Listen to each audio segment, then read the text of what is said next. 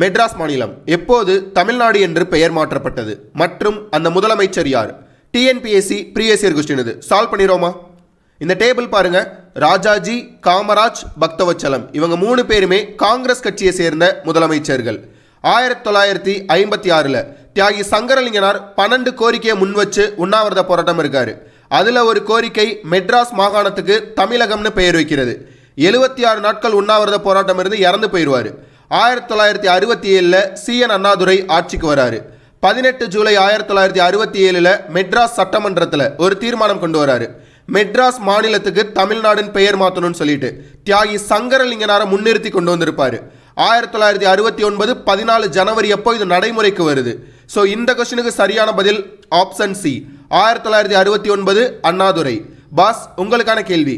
கொஸ்டினை படிச்சு பார்த்து கரெக்டான ஆன்சரை கமெண்ட்ல மென்ஷன் பண்ணுங்க. நிக்டா ஏஎஸ் சேனலை சப்ஸ்கிரைப் பண்ணுங்க. தேங்க்யூ.